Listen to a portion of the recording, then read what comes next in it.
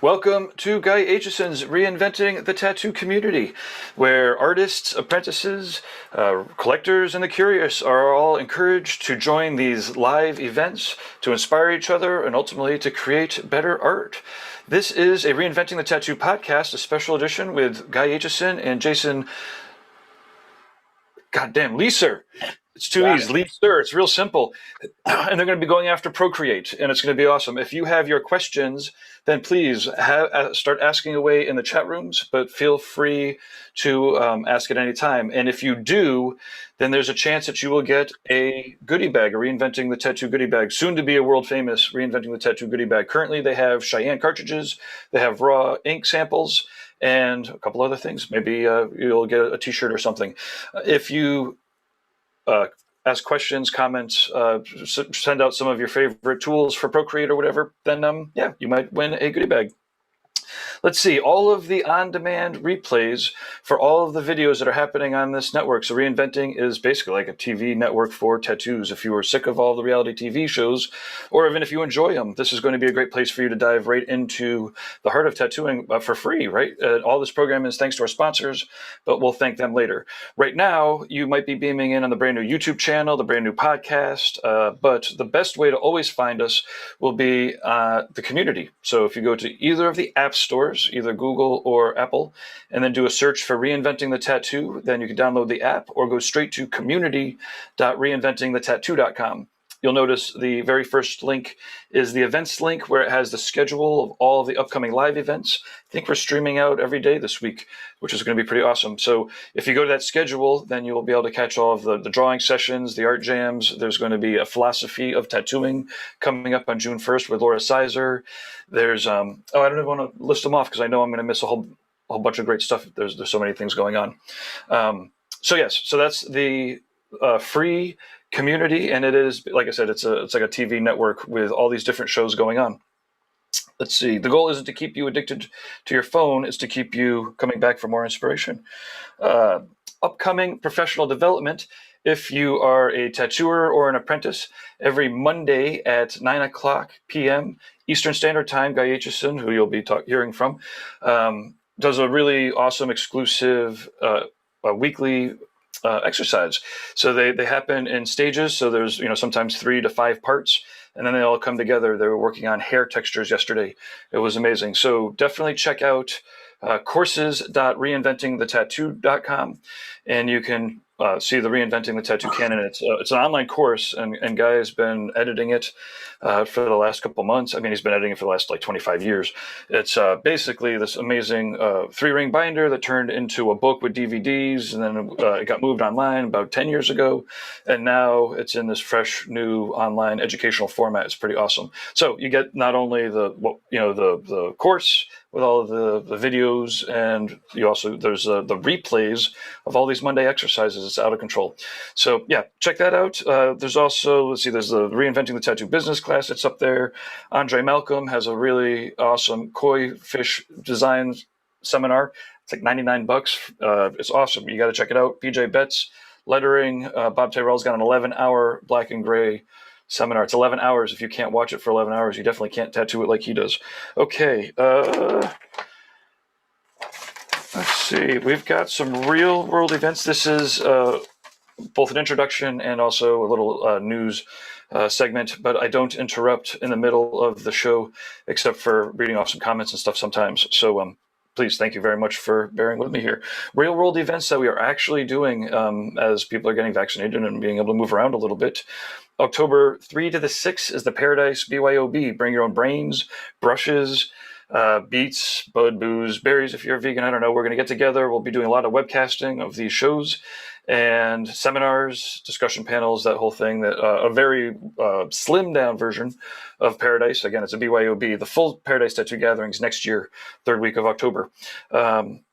This year, also, November 12th to the 14th, there's a whole massive Reinventing the Tattoo contingent going over. We've got seminars every day. Nick Baxter's doing seminars. Ivana's doing seminars. I'll be doing a seminar. We'll have drink and draws or art jams. We'll be beaming in with people. We'll probably bring some of these shows. And like I said, a lot of the people that are on these streams are coming over there to tattoo, to hang out, to have a good time. And Yeah, it'll be good. So that's the Brussels Tattoo Convention, November 12th to the 14th. And then the one show I'll plug for real next year, July 8th to the 10th, 2022. Not 2021, 2022, July 8th to the 10th, the Tattoo Art Expo, the Rock River Tattoo Art Expo. It's tattooartexpo.com. And it's going to be awesome. It's right in Rockford, Illinois. The tattoo room has glass walls that overlook a river. Cliff Breakers is the venue's name because it's right there on the river. It's awesome. There'll be guys coming and helping produce the reinventing the tattoo educational component of it. Rob from Rockford, who's in Rockford, Illinois, has got the tent, the historical tent, and he'll be doing tent talks, and he knows the area there. He's got it on lockdown. It's awesome.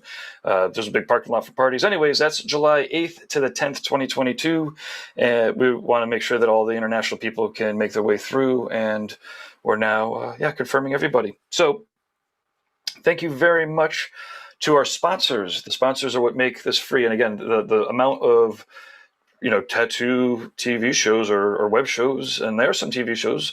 If you put it on your TV, it's all the same these days. Are all brought to you thanks to our sponsors. We have got Raw Pigments, based out of California. They're tapping right into the pigment source there. They are acrylic free, which means they don't dry up. They are vegan. They're not vegan free. They are vegan. And yeah, you can check out their videos. And Lauren's doing a whole bunch of interviews with raw pigment artists.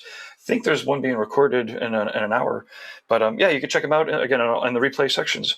Let's see, Inkjet Stencils, inkjetstencils.com. They have an awesome setup where you do your tattoo reference either on your iPad or on your computer on Photoshop, and then you can print out straight from an Epson eco-friendly printer. They've got the inks, they've got the paper, and the stencils come out, so it saves your hands some strain, saves your pocket a little dough, and saves you a little bit of time. But if you're, there's no buts. Go to inkjetstencils.com. You could check out Andre Malcolm's videos. He's got himself printing out back pieces and sleeves in one shot. It's pretty awesome. Tattooeducation.com, and then Aitchison.com. This would not be possible without him and without Tattoo Education, so you could go check it out. There's tons of stuff there. Guy's got original paintings. He also has his tattoo machines and the bioencyclopedia book, paintings, all the stuff. It's great. And then lastly, tattoonow.com for technology, do all the computer geeky stuff. Okay, that's it. Again, if you're looking for some goodie bags, leave some comments, ask some questions in the chat rooms. Let us know where you're beaming in from, how it's working for you. I hope it's working. Share it with your friends. Thank you, Guy. I'm going to click the buttons in the right order. Thank you, Gabe. Okay. Thanks, everyone, for tuning in. And I'm going to double down on that giveaway thing. In addition to what Gabe said about people leaving comments and getting goodie bags, we've got a limited Reinventing Live t-shirt. They're probably all going to be gone within the month. If you post a question that we end up doing a demo from, we'll send you a t-shirt. So come to us with your questions. But let's start out by introducing Jason. Hey, Jason, thanks for joining us today. It's a pleasure. Thank you. Jason's a tattooer from the Philadelphia area, and he is a long-time computer geek as well. Has worked in the IT industry and has had an inside view of both industries. And so it's pretty neat that he's been a member of the reinventing community and is joined as a team member. We're working together right now on a chapter on Procreate, which we're hoping to have the first modules of that installed by the end of today. Jason, let's hear a little bit about your technical experience and what led you first to Photoshop and then Procreate, the short version. But I think this is important because a lot of tattooers started out with this, well, why go digital kind of attitude? Okay, so I used to work in the IT field. I worked at a major university in Philadelphia for about 10 years. And the whole time I'm thinking about, okay, how can I take some of this technology and apply that to the tattoo industry? How can this work, right? I mean, there has to be a way to incorporate technology in what we do. This was as Photoshop was still, Photoshop was great. And then graphics tablets started to come about, and I'm like, this is revolutionary. This is amazing. That, we can draw on screens now. This is awesome. Now we can do tattoo design layout digitally. We can print it out at any size. Great. And then that's awesome. But it's like you're still kind of tied to one workstation. So, after hearing about, try out Procreate, let's do this, let's do that. Procreate's the greatest. And I'm coming from Photoshop and using Photoshop, and I sit back and I ask myself, I'm like, well, there's got to be something to this, right? Right. Hard to imagine a $15 app being able to do everything that you need, especially if you're Photoshop dependent. Exactly. And I'm like, okay, well, let's just see. We'll see if it's all the hype that it's cracked up to be. So, I downloaded it on my iPad, and I'm like, all right, I'll try this out for a little while and just see if it'll work, right? Maybe I can do some basic stuff on it, and maybe just simple little sketches or importing photos or whatever. But there's no way it can compare to Photoshop, right? Because I'm spending X amount of dollars per month on Photoshop, and I can use it on my big graphics tablet. It's got all the features and all the bells and whistles. So I started using it, and what I slowly started to realize was that I wasn't using Photoshop anymore. The more I started to learn about Procreate and the more features I started to pick up on, it's almost like I didn't really need anything else anymore. Because I figured out a way, and I figured out how to use all of the features in Procreate to be able to do everything that I was already doing in Photoshop, but now I can do it anywhere. Right. Now, of course, we're talking about the tattooist workflow. So why don't you give me a quick overview of what that means to you? Like, how do you use these digital tools in your day-to-day workflow? So I use mine for everything. I use my iPad literally for everything, from note-taking when they come in for a consultation. I've got a note-taking app that I use, and I'll scribble down notes as I'm talking to them. Take measurements. I'll take photos of their body with the iPad so that I can import those into Procreate, draw on top of those. If I do a tracing of of a larger body area to be more accurate, I'll sit that down, and then I'll take a photograph of that with my iPad, and I'll bring that into Procreate in my notes app. Any reference images, I'll save those and include those in my notes portion of it. Then when I get started drawing on it, I'll pull up both windows side by side, notes and Procreate, so that I can look at the notes while I'm sketching in Procreate, working on whatever body part or body image or photo. Maybe it's the body layout tracing that I just took, and I'll import that into Procreate, and I can have my notes up and say, okay, they wanted 6 cherry blossoms, no more, no less, flowing from their upper left to their bottom right. Okay, cool. So now I know where to draw my cherry blossoms, and I can have my notes right there. Oh, they wanted it all monochromatic. Okay, cool. So now I know I'm just sketching in grayscale. I don't have to worry about my color theory. So I've started to incorporate it into everything. I'll save the image. I've got an app on my iPad where I can print straight to a printer to run a stencil. Even for large scale stencils, I can print those off, and it'll automatically tile the pieces of paper, run those through thermal fax, or print them out on a stencil printer and tape them together. And, I can stencil right on top of them. So, okay, so I'm self-contained inside the iPad. Yes, beautifully self-contained. So I'm going to hit you with my first specific question of the day. And these are the kinds of questions I'd like to invite our viewers to come to us with. You just talked about how you can output a certain, like an oversized stencil as multiple sheets. And what I've always had to do is I'm using just an Epson, print app, and it's sort of a shot in the dark, like I'm going to have some kind of a size reference that I can hold it up against, print one piece and say, okay, from here to here should be 8 inches. Okay, print it again. And then when I finally have it to the right size, I can, kind of scoot it around and print all the different parts of this oversized image. And I know that they'll all fit together. But it sounds like you've got a much smoother method. So I'd like to hear about it. Okay, so there's a couple of different little things that you have to take into consideration when working with larger scale tattoos on the iPad. One of the things you have to consider is, getting an idea of body measurement, right? Even if it's just, a standardized height measurement and one width measurement.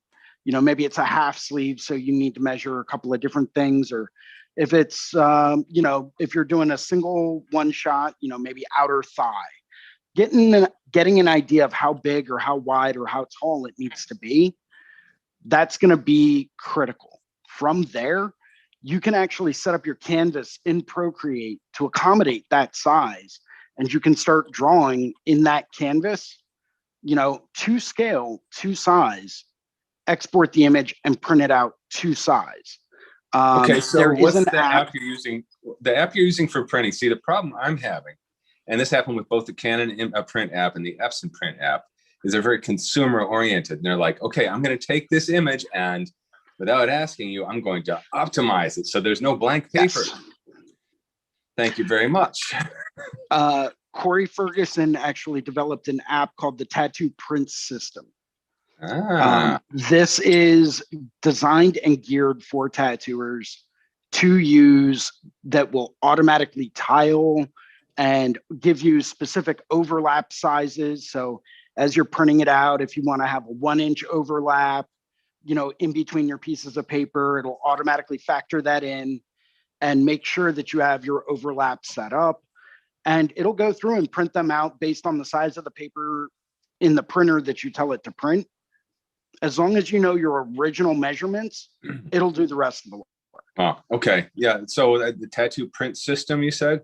Correct. Okay. All right. Well, that sounds like a worthwhile investment. It's probably cheap. And yeah, I think it's $5 or $10. This is a hassle. I mean, like I was saying, Don was just in town. We had exact information for both of our clients, and we did the drawings accordingly.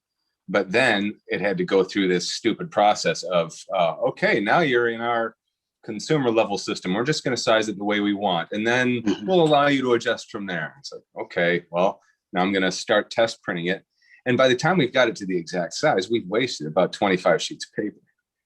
Yep. This eliminates all of that. I've laid out whole back pieces using the Tattoo Print System app to the point that it's like, okay, I have it drawn to scale.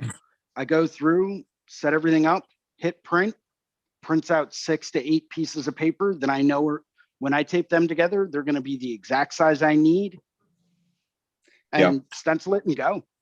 The only thing better than that would be like the system that Andre Malcolm is using. He's got the oversized printer with the inkjet stencils set up in it. And so I think it's a 24-inch print. And One day you can do neck to ankles on one sheet.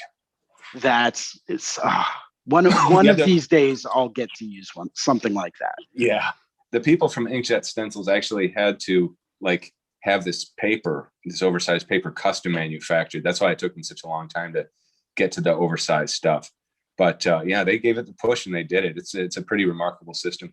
I freehand so much stuff that I don't get around to, a lot of these big stencils until it's back piece time. It's like, oh, okay. I'm going to waste 45 minutes and 25 sheets of paper.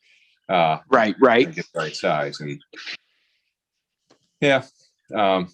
times that by, enough pieces. And at some point you'd say, okay, it would only take me, 10 projects or 15 projects to financially justify buying this thing. Right. Yeah. But the, Tattoo Print System has it's changed everything in the way that I do it. Even before I started using it, I used to go into Photoshop and I used to have to export my Procreate file as a Photoshop file, open it up in that, and then select my individual tiles, copy those over into a new document, print those out individually, and it was a nightmare, and it took an extra 30 to 45 minutes to get everything tiled right, print it out so that I knew, it was going to be the right size. this saves time, it saves aggravation, because, you know, I mean, sometimes you print it out and you're like, oh, it's just slightly off. Maybe if it was just slightly bigger, I could do that. Yeah. You know, this eliminates all of that. It streamlines everything, and it just makes it effortless. So that's kind of far down into the conversation. I wanted to hit that before I forgot, right? Totally fine. But yeah, the reason we're here today is I wanted to invite newer Procreate users to come to us with your questions, and you can start asking anytime. And don't feel embarrassed, because there's, you know, I always think about this kid, Mark, that was in my 4th grade classroom, and the teacher would explain stuff and his hand would shoot up in the air and say, I don't understand. And everybody would be like, but secretly they were all grateful, because then the teacher would explain it. And there's that one kid that had the cojones to actually raise his hand and ask. So don't be afraid to be Mark. You know, you'll know more than the other kids. I didn't stumble too badly when I first picked up Procreate, because I had a lot of Photoshop experience. There were the biggest issue I had was just I immediately wanted to find the equivalent tools, and there wasn't an easy way to do that at the time. And I think that's one of the things I'd like to try to sneak into our Procreate chapter, is sort of just a chart of equivalent tools in both directions. If you're a Procreate user trying to learn Photoshop, now some of you might ask why. There are some more advanced photo editing tools in Photoshop that you're not going to find in Procreate. I mean, there's a rabbit hole. It's orders of magnitude more complex. Most of us simply don't need it. I use Photoshop when I'm laying out books, and I'm trying to get flesh tones perfect and match them against, you know, other photos, and try to get all the photos on the same page to look like they're all in the same species, because somebody looks too green and somebody looks too red. And I have a much easier time fine-tuning that stuff and making it publishing quality in Photoshop. And I think that it's finer grained adjustments that you're capable of making. Now, the rest of the time, I really don't have any use for Photoshop. Oh yeah, you know, text tool stuff, you know, it's much more limited in Procreate. You know, I wouldn't want to do a postcard design in Procreate necessarily. I could, but in Photoshop, I'd have a lot more, you know, things that could be done with the text and that kind of thing. And so, I mean, it's still got a time and place. Most of us everyday tattooers are just not going to need Photoshop though. Okay. Correct. To interrupt a little bit, or not to interrupt, because this is part of the show, we've got a question here. Well, actually, first let me answer or read off some comments. SJ says hello. Melissa C says hi all. Jen says hi everybody. Larry Kugler says hello. He says hello, Melissa. I hope everyone is having a good day. Okay, was talking to everybody. Okay, I'm going to skip down here. I've got a good question about perspective. Okay. Yeah. Joshua Rowlands asks, I understand perspective, but I cannot get the perspective rulers to make sense in my brain. Any advice on that aspect of the application?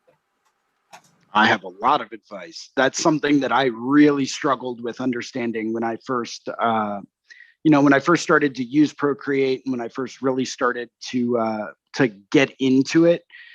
It was a struggle to understand it. And it's something that, you know, it's still a little tricky even to explain it, but I'm going to do the best I can. The perspective rulers and the perspective guides in Procreate are set up so that you can set up to 3 different perspectives. And what it looks like is a little central point with a whole bunch of radial lines coming out from it. One thing that I want to, you know, just kind of illustrate and mention to you is that until you move that central point around, that central point is going to be your central vanishing point. So everything you do is going to be directed towards that. You may find yourself accidentally tapping on the screen and creating a second vanishing point. that's where things can get a little, finicky. So you're going to have to go through and remove that second vanishing point before you can continue with singular. When you go through and you create that vanishing point, what I always like to do is drag it slightly off the screen. And you can move it all the way around your canvas, all you want as you're setting up those guides. In fact, let me go through and I'm going to I'll create a new document real quick and I'll show you exactly what I'm talking about. Let's go canvas, drawing guide. So let's get this set up. Jason is sort of set up at Hyperspace Studios right now, and he doesn't have all his normal stuff. So yeah, all my normal gadgets are kind of at home. Well, not all of them. Let's do this. We'll flip this around the other way. And not kind of, they're at home. Yes. Hopefully they're at home, right? Well, hopefully they're still at home. Yeah. Let's see if we can, just trying to get the best angle possible. I got cords everywhere. There we go.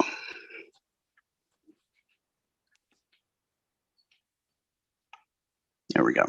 So as we're in here, we're going to go canvas, right? Drawing guides, edit drawing guide. So by default, you're set up with 2-dimensional grid. And I might be able to actually zoom in a little bit. Don't know if that's going to happen. No. Okay. So by default, you're set up with a 2-dimensional grid. And the question is on perspective guides. So as I mentioned before, when you tap on the screen, it's going to create a perspective guide. And let's make this a bit darker so you can see it a little bit better.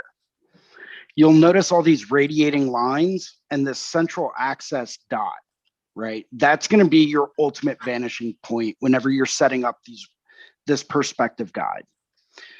The perspective guide itself can be moved around, and I had to zoom out a little bit, so it might be a little tricky to see. But you can see all of these lines being created based on wherever I drag that vanishing point. Okay. I always like to drag mine off the screen a little bit if I really want things to disappear in one direction. Maybe I have a building I'm going to be drawing and I need everything to disappear into one area. Maybe I want to set up this central line here as my horizontal horizon line, but I still want everything flowing back in that direction to that vanishing point.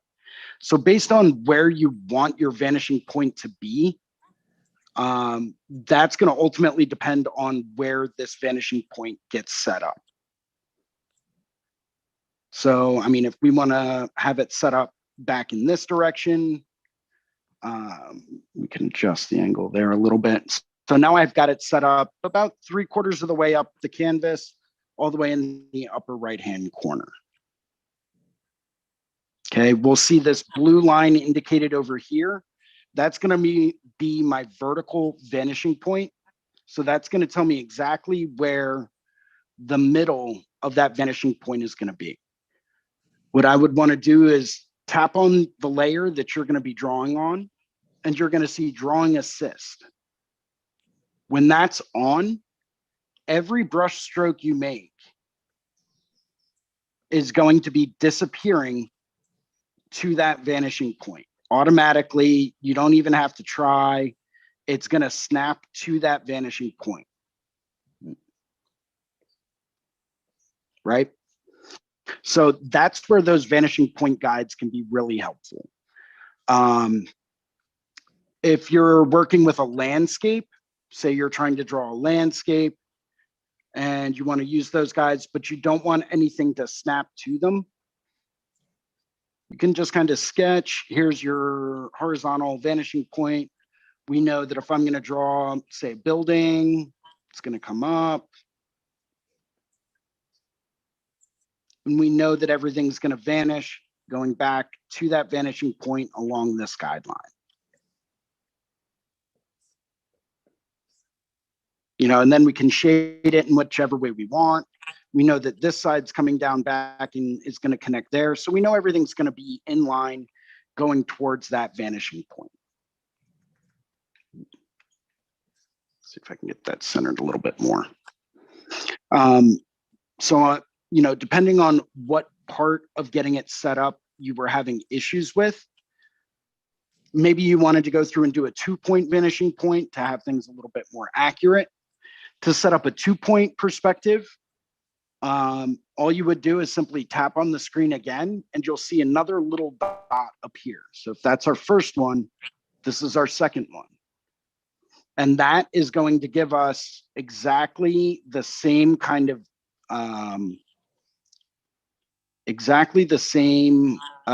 options that our first one did. Where if we take this and drag this around, we can now see a grid being created. Let's change the color of that one too. Might make it a little bit easier.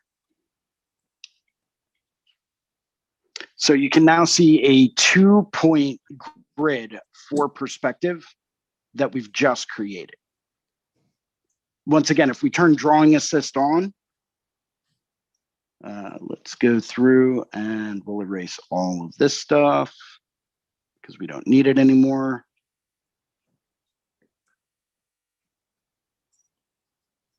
Drawing assist. So we can sketch and we can, you know, draw in almost any direction we want, and it's going to automatically snap to these perspective guides. You know, and of course, drawing assist is also the tool you use for creating symmetrical drawings and things like that. I think that's something a lot of tattooers find very, very useful. So the whole idea of drawing assist is, you know, in this case, it's perspective guides, but it's, you know, you're basically choosing a shape or, you know, some kind of a command for additional, you know, duplicate brush strokes to happen. And yeah, it can really make your job way easier. You're not having to, you know, copy and paste parts of the design, you know, and that kind of thing. In fact, Procreate got to that before Photoshop did. Yes, they did. I mean, whereas in Photoshop, you could set up a perspective grid line. It wouldn't necessarily snap to that perspective grid line, but they only came out with that in the past couple of iterations of Photoshop. So unless you were constantly updating it, it's almost like it just wasn't, well, I mean, it wasn't available, you know, up until the last couple of versions. Yep. Well, you know, it's good that they've got Procreate to keep them on their toes, right? Oh, absolutely. Healthy competition.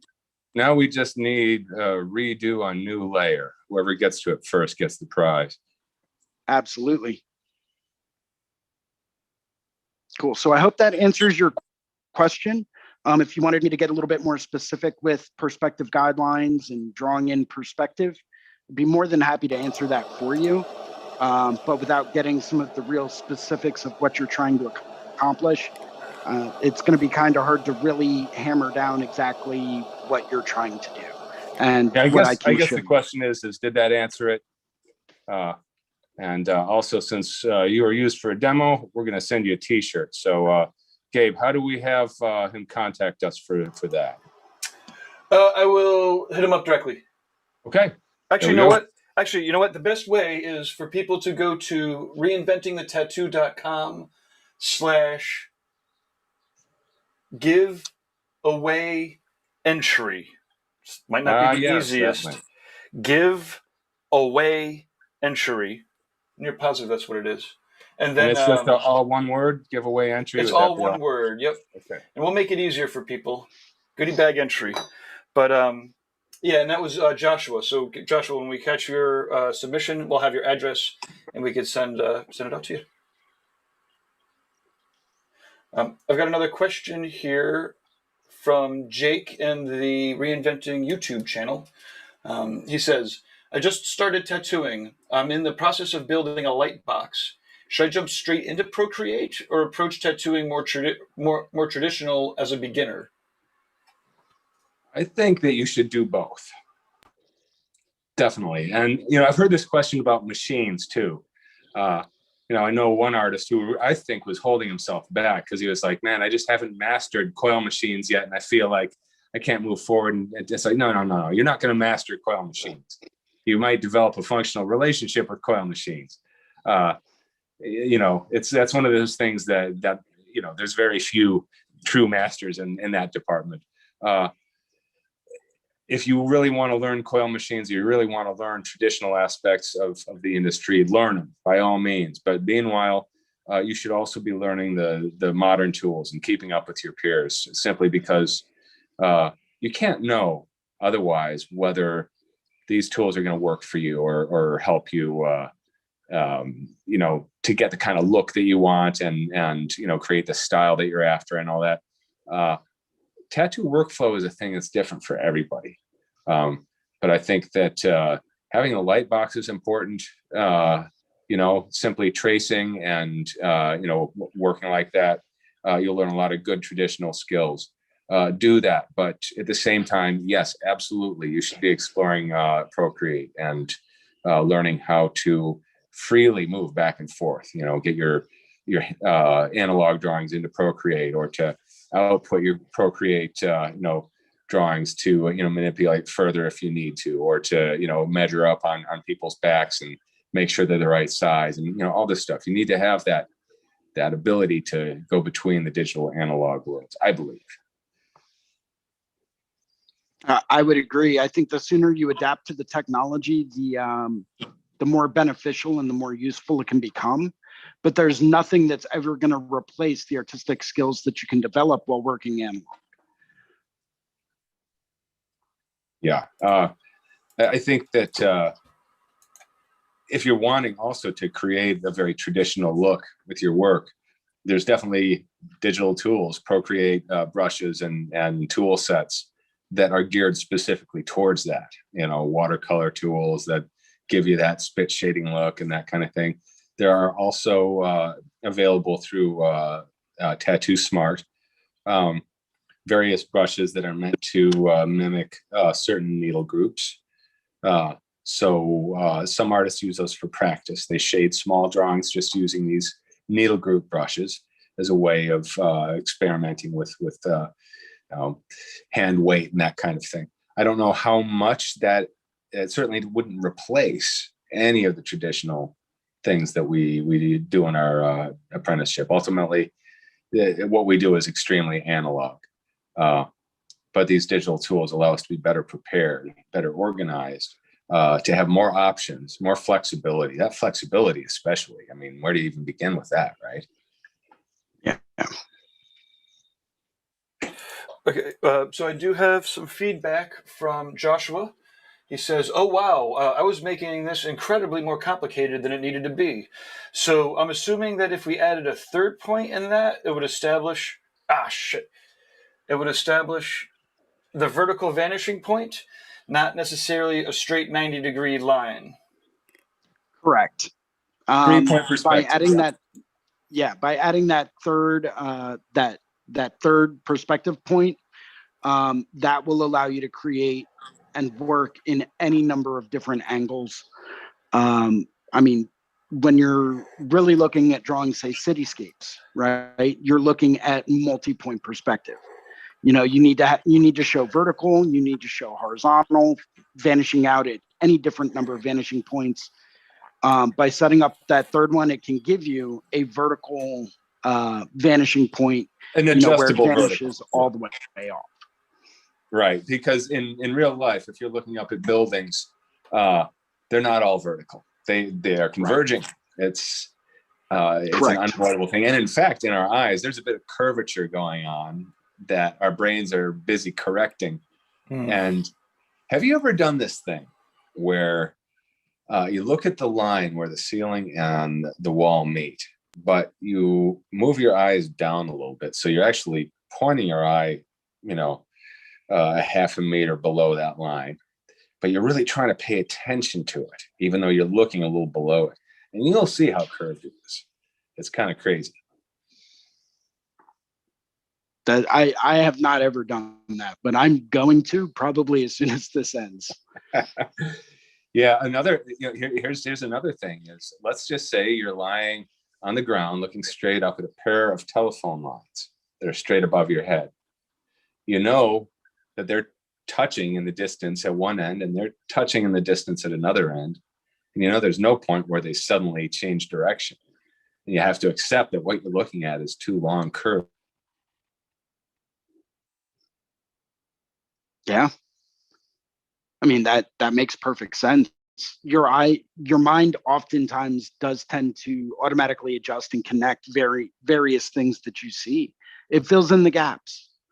That's kind of what it was programmed to do, if I'm correct. I'm not a neuroscientist by any means, so I could be wrong in that. But Okay, looks like we lost a guy. Hopefully he's not overheating. In the meantime, I've got another question here from Larry Kugler, and he's on the mobile app chat room. We got a lot of people in the mobile app chat room today. He's asking, how can I resize lines without losing quality? That is it possible to resize without pixelations? So that gets into a very big gray area. Anytime you take a very, very small line drawing that you do, and you want to make it, exponentially bigger, 10 times bigger, 12 times bigger, it's gonna have a little bit of pixelation to it. Generally speaking, what I like to do is, I like to draw bigger and then make it smaller. So if you start out by drawing everything way bigger than it ever needs to be, and then shrink everything down, you're not going to end up getting that kind of pixelation or distortion when you try to expand various lines. Because the way that Procreate works is that it's going to go through and take the nearest neighbor of that tiny little pixel that originally started out so small you can't even see it. And it's going to say, okay, well, if we scale this up by 10, it's going to scale everything up by 10. And if that tiny little pixel that you wouldn't be able to see, well, now it's actually a square. Because of the way that the pixels are built on the screen, calculates almost everything as a square. Because of that, it's not going to have a very soft edge. It's going to have a very jagged edge. So you'll actually be able to pick out all of those tiny little pixels, which are going to be magnified by 10. That can create a pretty rough line. So in order to smooth that out, one thing you can do is create a new layer over top of it. Maybe use your liner brush again and make it a little bit smoother. Go back over that line drawing again if it's not too complex. But like I said, in order to avoid that in the first place, I like to tend to draw way bigger and then shrink it down to eliminate that kind of possible distortion later on. Yeah, it's good. Norman Rockwell used that a lot, right? A lot of his paintings were really big, and then they'd shrink them down for the magazine cover size, and they look fucking sick. Yeah. Okay. We've got another question here from Arturo Gonzalez. Hey guys, I love drawing with charcoal and graphite, but I have some trouble shading on Procreate. Any tips or brushes that you guys have used or currently use? Ooh, and can you show us on your iPad? Can you show us? Absolutely. So this is actually one of the perfect things to demo. Let me flip this back around and get it really centered. Yeah, I'm kind of using yeah, I know, right? So there are a couple of different brushes that you can use to really achieve those same kinds of effects. Let me turn this off. A lot of them are built in to Procreate itself. If you look down towards the bottom of your standard brush menu, and I've probably rearranged some and resized some, you see a lot of like different texture brushes that can give you a different texture. I have my own little selection of brushes that I've accumulated over the years that I find to be really, really helpful. But if you go to I believe it's the drawing, either the drawing or the sketching brush palette, you'll see a couple of different, sketch brushes and sketch pencils that have a bit of tooth and texture to them. Peppermint's always a good one. And I think there's actually a Procreate pencil. Now I edited this a little bit just to give it a little bit more texture and tooth. And if you'll notice over on the left, if you increase or decrease opacity, it's going to give you a little stamp texture icon. That's going to show you what kind of texture it's going to have. So as you draw and as you shade, you're going to see a little bit of that texture along the edges of it. if you tilt your pencil, you're going to see that it's going to become a lot lighter. It's going to give you almost a toothy texture as if you were drawing on like a rough paper. And all I did differently was just tilt my pencil and use the side of it, just like you would if you were sketching with like, you know, a number 2 Ticonderoga pencil, right? Where it's going to give you a little bit of a wider margin the harder you press, and it's going to be a little darker. So using that alone, and then maybe going back through and blending it with your smudge tool can really make a world of difference as far as like blending and shading, coloring, creating your value studies. Sometimes you just want to, you know, blend out maybe a darker area a little bit, you know, just to get a more smooth gradient or a smoother blend into another color. You know, so these are all tiny little tricks that can be really, really helpful. Yeah, I'll tell you what, it took depending me a year to figure out that the smudge tool was even there. And now it's one of the most useful things in the toolkit. Right? I won't do a drawing or a painting or even, you know, a homework exercise or anything like that. 90% of the time, I'm basically just moving around different colors and tones on my Procreate canvas, just like I would if I was painting. I'm like, oh yeah, let's blend this out a little more. Let's sweep a little bit of this down. And if you have it set up right, it's almost like you're just moving paint around a canvas, you know, using a brush. Yeah, and sometimes you've got things that look good, but they're not blended enough. And rather than having to meticulously keep painting over it and painting over it, it could take you 2 brush strokes with the smudge tool. Right. So yeah, I was absent for a moment there because I had another overheating episode. I take it somebody had a question. You were showing some things Absolutely. about brushes. Yep. So that's one thing that can be really helpful. Another thing that can be helpful when coloring and shading and all that is to go through and work on multiple layers. When you build the layer on top of layer on top of layer, it can really have an amazing effect. And I'll show you the perfect example of that. Is actually the homework assignment I submitted last night. So we were doing a crumpled paper reaper, right? So all of the wrinkles and folds and all that stuff, all inspired by crumpled paper. You'll notice how a lot of these values in here are very, very dim. They don't really have too much contrast. Part of the reasoning behind that is because I went through and took my original layer. So if I get rid of the contrasting layer, and, you know, we can eliminate out all of the other stuff in here, the background, the halos, even the background there. All I did was take this layer, which is a duplicate of here, and just turn the opacity down, right? Working on a neutral gray canvas, which automatically is going to give me more value. I duplicated that, turned the opacity down a bit to create almost this nice light gray value study. From there, I just added another layer over top of it and increased the contrast a bit.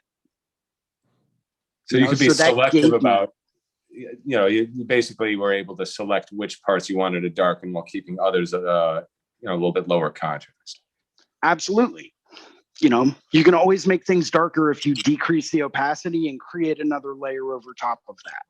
Yeah. You know, sometimes you can do this to really build layer upon layer upon layer upon layer upon layer to get that perfect value study. When everything's said and done, you merge the layers and there's your image. Yeah, and this is also a great way to, if you were trying to introduce very subtle amounts of color, if you do that in a duplicate layer, that you can then, you know, get it down to 1% and then just bring it up a little bit until it's speaking to you just the right way. Or you might end up only keeping part of that, erasing most of it and just keeping one place where it gives you just the right tint on something. Layers really give you all this opportunity for nuance, and mostly it's about control. It's like when you're painting in glazes and you're just putting down tiny amounts of paint each time, extremely diluted. You can have incredible amounts of control. Obviously, it takes longer, it's more work, but when you're wanting that level of control, that's how you get that leverage. Right. Okay, Cool. so let's see here. I've got some easy ones. Leah Welt asks in the Reinventing YouTube channel, "Hi, I'm wondering about the best screen protector for drawing. I didn't hear the answer earlier on Instagram." This Yeah. actually kind of goes along with another one someone's asking for. Well, you know the question. So my answer to that is really twofold. And there's a very specific reason why it's twofold. And that's because I actually use two different ones at the same time. What you'll see on here is actually a matte screen protector on top of I think it's a 9H hardness matte glass screen protector for the iPad Pro, both of which preserve your pressure sensitivity and help protect the screen itself. Because I mean, when you're spending this much money for a nice iPad, it's an investment. You want to make sure that you protect your investment, right? So what I do is I throw the 9H hardness glass screen protector down first, and then over top of that, I just buy a super cheap matte film screen protector to give it a little bit of tooth so that it feels more like you're drawing on actual paper. You do have to be careful when you use matte screen protectors though, simply because what will end up happening is you'll end up eroding and chiseling away at the tip of your Apple Pencil. Don't get me wrong, tips are pretty cheap. You can get a 4-pack for $10, I think, on Amazon. But it gives it so much more of a textured, gritty feeling. It makes a world of difference on your comfort level and how you're used to using a normal pencil on a normal piece of paper. Right. Yeah. The completely slippery surfaces, especially for somebody who's just adopting it, is a big jump to make. It's just ergonomically speaking, it feels unnatural.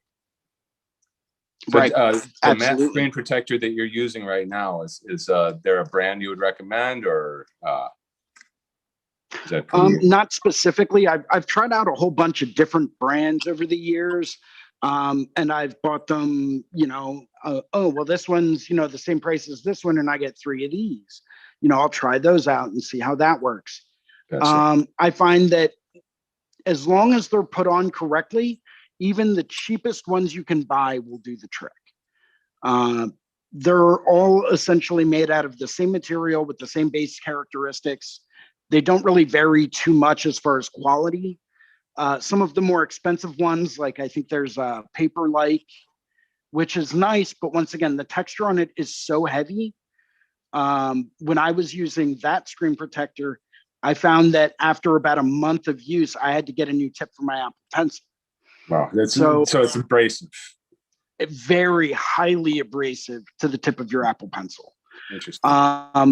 Some of the other less expensive matte screen protectors that have texture don't do anywhere near as much damage to the pencil tip, which turns into, okay, well, I don't have to replace it anywhere near as often. But they all do basically the same thing and will give you the same kind of an effect. Okay. Let's see. Oh, I'm looking at the wrong screen. Dazzle Inc. is asking from the mobile app, from the Reinventing app, how do you manage your line weights in respect to the image for needle size comparison? Good one.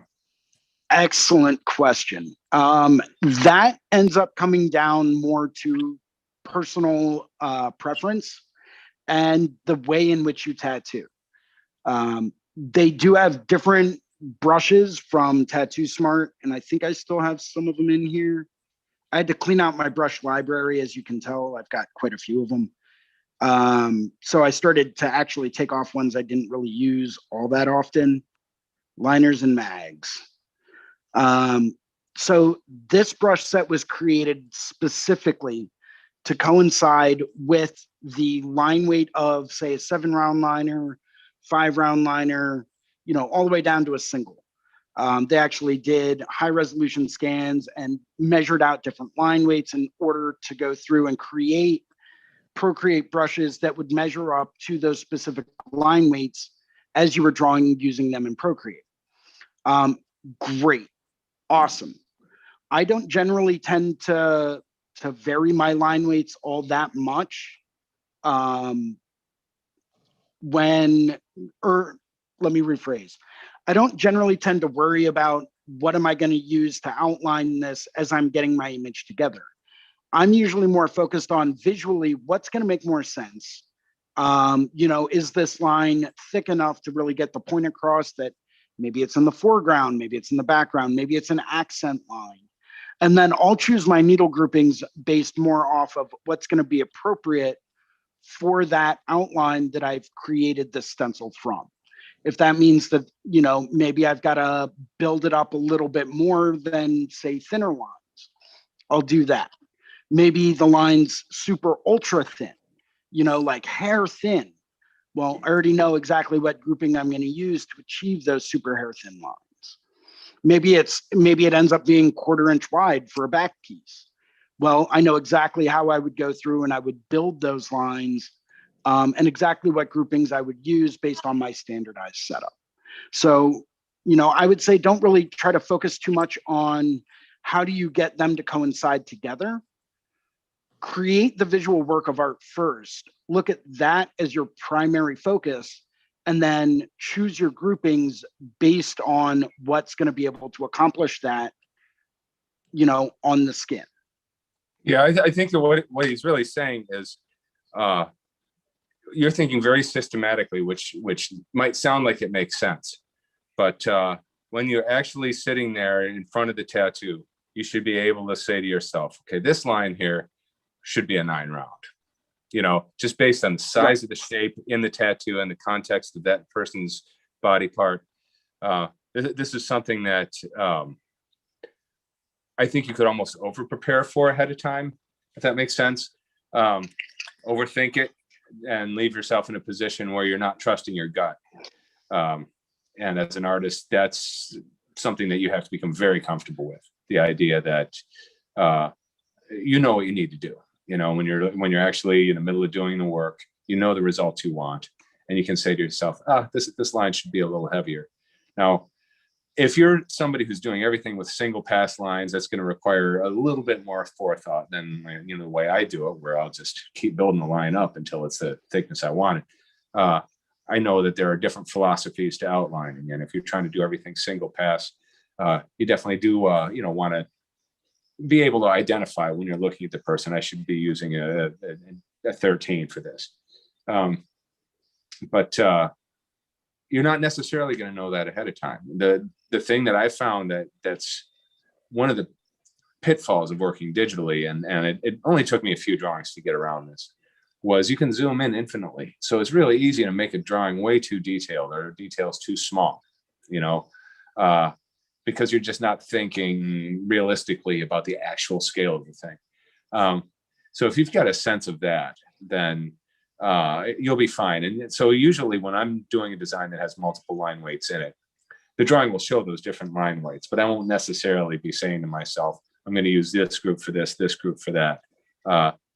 That might be overthinking it. I think that when you're actually sitting there in front of the tattoo, especially once you've, been doing this a bit longer and have found more of your look, whatever that may be, you're going to know, okay, for a person this size, a tattoo this size, for the outline around this big shape here, I'm going to use this needle group because that's what I would always do for that because it looks great.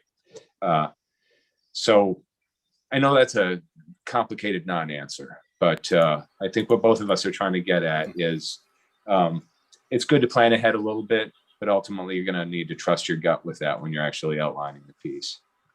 Absolutely. Okay, this one's shifting over to more the digital side from Tivan. Awesome. It was always great to see his exercises in the Monday. In the Monday exercises, his homework in the Monday exercises. Okay, so he's asking, can Procreate handle larger file sizes? And to that point, what is the largest file size before it starts to bog down, or does it ever bog down?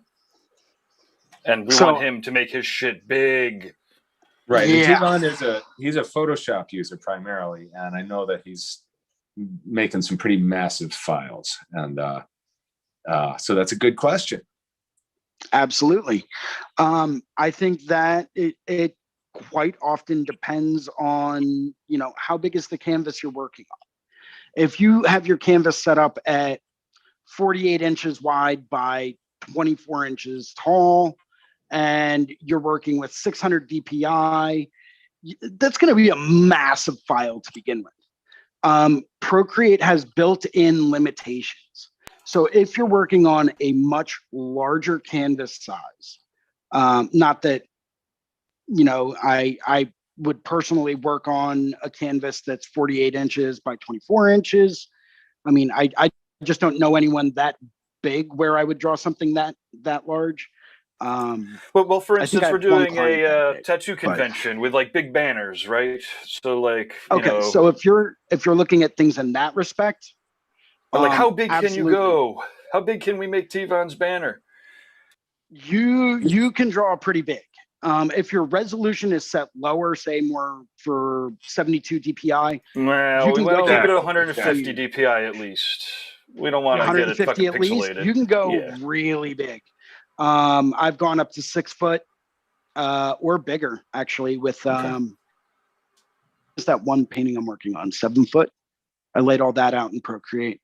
So yeah, I mean, I've gone up to 7 foot tall at 200 DPI. It's the program itself isn't going to bog down. It's going to limit the number of layers you can use in it, but it's not necessarily going to slow down at all. If you're using it the way that I use it, where before I even open up Procreate, I'm closing out of all of the other apps in the background to really maximize its processing power. I've never had an issue once. And at 200 DPI, at 7 foot tall and 3.5 foot wide, it chugs right along. I mean, I only have a couple of layers I can use, but you draw on a layer and then you merge it with another one, and then you draw another layer and then you merge it with another one. Worst case scenario, you take, if there's one specific section on one layer that you really want to work on a little bit more, copy that layer, create a new canvas at the same size, paste it in there, and then do some more editing, as almost a redundancy, so that you don't really modify those original layers and you don't risk losing anything on that original document. You can always duplicate the document, change it, play around with it some more, if you're working with a limited number of layers. But I've never experienced bogging down with the program at all. It sounds to me like the programmers figured out what the limitations are. Yep. And so they've capped the size of your file so that you won't bog down, in other words. Correct. So, where with Photoshop, I don't know if they've ever bothered to put a limit on these things. And definitely you can build a very tall house of cards and things start to feel shaky, Absolutely. Okay, a couple last quick ones. I want to get one in from Adam Lee because he's asked a couple. Let's see. How about, have you tried the Cheyenne brush set? We'll go with that one. So I have tried the Cheyenne brush set. I believe I have it in there. I really like it.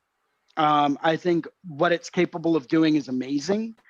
And I was actually talking to Russ Abbott about this a couple of months ago during one of the seminars he was holding, and just about adjusting the brush spacing to mimic a much faster moving machine, because the whole base premise behind the Cheyenne brush set is that it's supposed to be able to go through and mimic a tattoo machine that you're using, right? So if you're going through and using your pendulum motion, the lighter you're pressing with your pen, the lighter that brush is going to be painting on the screen. The harder you hunker down, the bigger and more bold and darker it's going to be.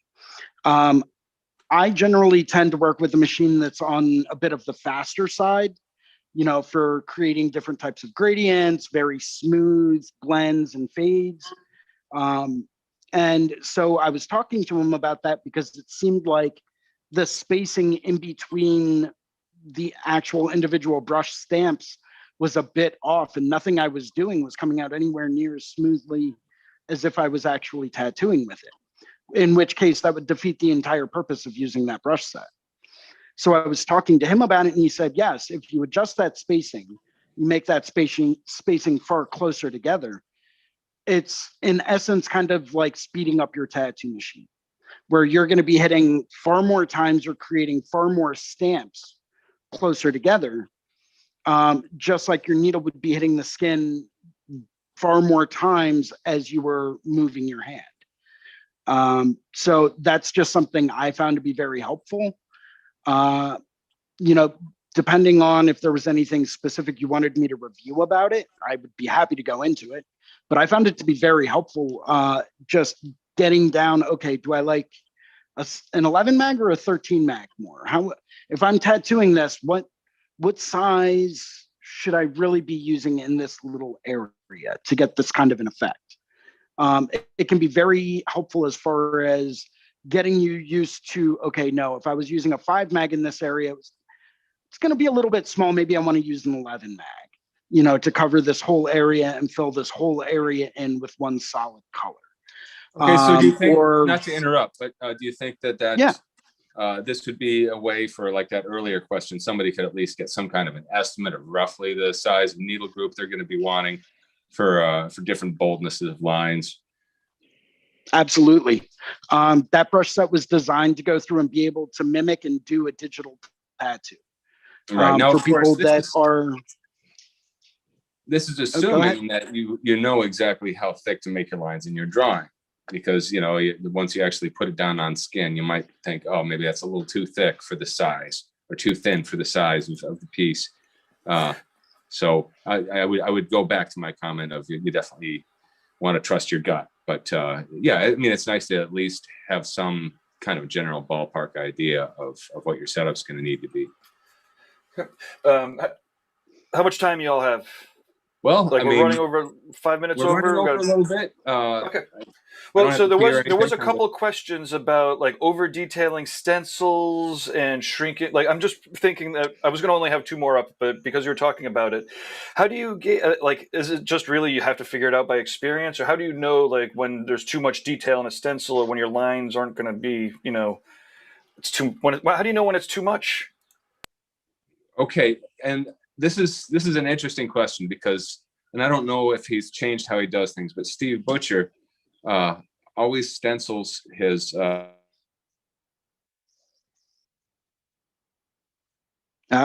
think he overheated again. Oh, that was rough timing. Well, Jason, you have any comments on this? I do. I will always try to print out, if it's a large stencil that I'm doing, I'll print out a small section of it and just double check. And I'll say to, and I'll look at it and think, okay, if I was running this through the thermal fax and the thermal fax was set pretty dark, which is automatically going to, if you've got too much detail in there, it's going to blur it all together. You know, is this going to come out like a big blob? One thing you can do is, you know, maybe pin it to a board or put it up against the stand, back away a few feet, squint your eyes a little bit. If you can still make that out, you're usually fine. If you squint your eyes a little bit and kind of blur your vision a tiny bit and it's still perfectly crisp, awesome. If you can't and it turns into a blob, well, you know you've got too much detail there. I generally draw on 300 DPI Procreate canvases at, you know, 8x10 for standard size stuff. So I know that if I'm holding up a piece of letter paper next to this, I know that it's going to be slightly bigger than whatever is on the screen. Like when I print it out, it's going to be, you know, just a bit bigger based on the margins. If I'm using Procreate to print, by the way, if I'm using that tattoo print system app, it's a totally different story. But if I'm just using Procreate to send it straight out to the printer, I know for a fact that whatever is on the screen is going to come out a little bit bigger than what's on the paper. So that's going to automatically set it so that, you know, I don't put in too much of that crazy detail. If you're worried about over detailed stencils, one thing you may want to look at is one of those inkjet stencil printers. I mean, those things can print out legitimate photographs and they're flawless every time. I've used them before and they really will print out a photograph, and you can stencil a photograph perfectly using those. So if you're worried about over detailing it, there you go. There's your solution. When, you know, maybe you're used to drawing out tiny little areas of tone maybe it's super textured. Instead of doing that, print out the photo. It saves yourself time. If you're bent on, getting a crazy detailed stencil, well, one way to do it is to make sure that everything is in relationship to the canvas size you have set up. That's going to be something that's really going to help save you a lot of time. Well, I was really hoping to have Guy on for this question, but it's somewhat. Well, who knows whether it's tongue or cheek or not? But Nervous Notebooks on the YouTube channel is commenting. You can get a light box for $24 on Amazon. We always like to. So, what do you have to say to that?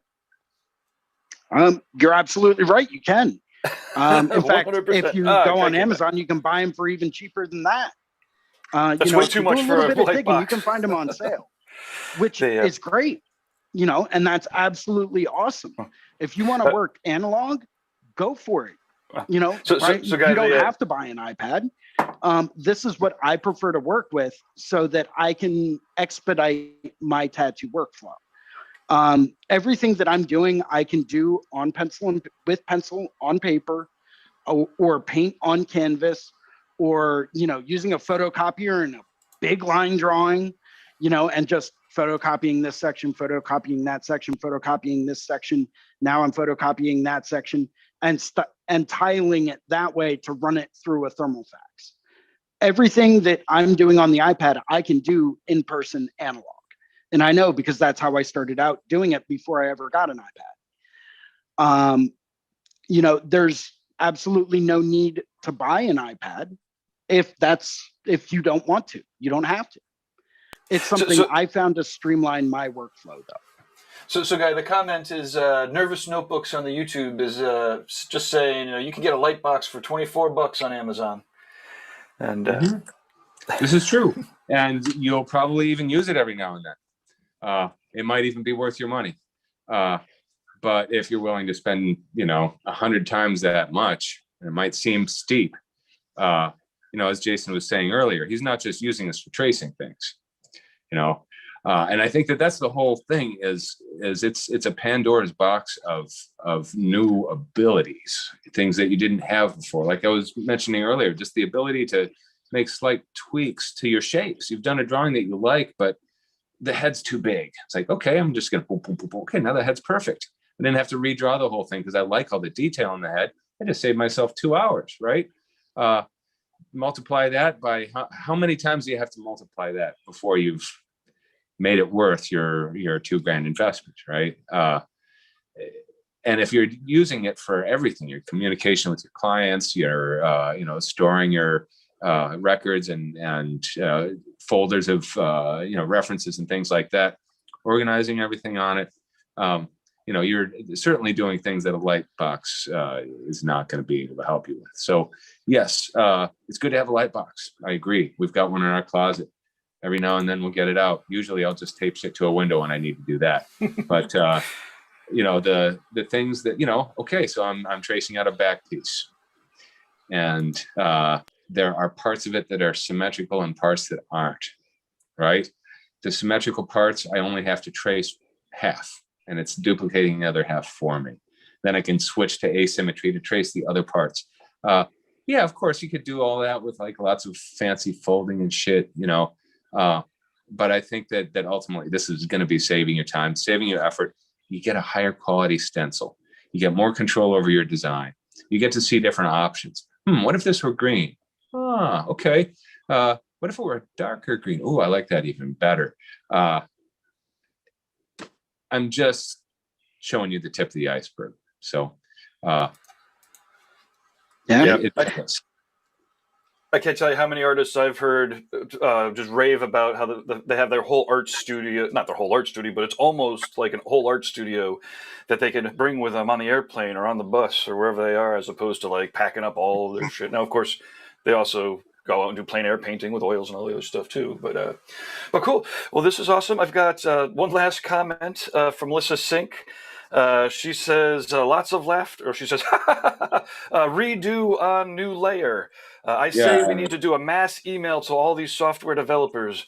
And so maybe there's a developer out there that could just name their price, and then I'm sure we can go Kickstarter it and make it happen. One of these days, we're gonna start by just doing a meme campaign and see if we Yes. can shame Adobe and Procreate into doing this thing, which would probably take their programmers a day. I mean, come on, they already are memorizing all of your steps. You can already undo and redo, right? So how hard would it be to insert a new layer before redoing? It can't be that much, right? I mean, I haven't programmed a computer since my teens, but I can imagine this being pretty doable. The idea of the meme war is amazing. Like, have you been frustrated by this? Just draw it yourself. And we could just send them thousands of fucking frustrated artist pictures. Oh, yeah. I love that. Yeah. Okay. The hair tearing artist meme. Love it. Anyway, Jason and I are going to spend the rest of our day working on the Procreate chapter for Reinventing the Tattoo. If you're already a subscriber, keep an eye out for that. We'll be posting announcements. If you are not, I'd like you to recommend to you to come by Jason's weekly drawing group that you can access through the free Reinventing app. That is on Sundays at 1 o'clock. Is it Eastern? Correct. 1 o'clock Eastern. And you can have much more detailed discussions about these same questions, and a lot of people often do that. If someone has Procreate questions for me that I don't have a great answer for, I send them to Jason's drawing group, and they can sit and try the stuff out. Well, Jason and the other participants are watching and making comments and suggestions. If you want to actually get past whatever smoothness problems you're having with Procreate, there is no better opportunity than that, and it's free. And then, of course, we do have the subscription-based stuff in Reinventing the Tattoo, which I won't go into too much detail there, but it's massive, and it does involve also our Monday night weekly drawing groups, which I host, and we do exercises all the time, including last night's hair exercise. Anytime I haven't been looking at the screen, it's because I've been working on her a little bit. Jason and I are going to get back on that chapter, and keep your eyes open. If you are already a subscriber, if you're not, I recommend you at least take a look. Remember that the Reinventing the Tattoo app is free, and it'll give you access to countless live and recorded programming that it's great stuff to play in your studio while you're doing your homework, etc. Speaking of educational stuff, I'll sign off by giving folks a little bit of a tour. We have the winners from the giveaway also. Larry Kugler is going to get a goodie bag, and then Joshua Rowlands will be getting the t-shirt. And then I do want to just let everybody know who's here that the other upcoming events that we have include the Future of Tattoo Conventions live panel tomorrow. That's May 26th at 10 a.m. Eastern Standard. Alex Van Dutch and I will be, it's a panel, it's a worldwide panel. It's about 6 or 7 convention promoters that some of them are running conventions, some of them aren't, but we are all going to figure out the state of conventions. At 12 noon tomorrow, I'm doing the Reinventing Business course, the second part of the Tale of Two Tattooers live webinar. Then Thursday at noon, we've got the Tattoo Collecting Podcast, episode number 38. It's amazing. They've been going real strong. It's real cool. Let's see. On Friday, we have Coach Zach Turner doing a nutrition and fitness for tattooers. This is Friday, May 28th at 1 o'clock. And then, and then the other special event is the Philosophy of Tattooing with Laura Sizer that happens June 1st at 2 o'clock. And you can get all of these replays at the Reinventing the Tattoo community app that you can download in either the app stores or the YouTube channel or the podcast. So give them a follow, give the positive reviews there, and then send management at reinventingthetattoo.com your constructive criticisms or your offers to sponsor the show. Okay. Last but not least, if she's still on, the artist who asked about the screen protectors that originally joined us via Instagram, I'd like to give her a shirt too. So what's that link again? The link is reinventingthetattoo.com/giveaway entry. No spaces. Giveaway entry. There you go. Okay. If So, you- hey, if you want that shirt, contact us there and we'll get your Perfect. size and everything. Hey, thank you everyone for joining us. If you have more Procreate questions, Sundays, 1 o'clock to your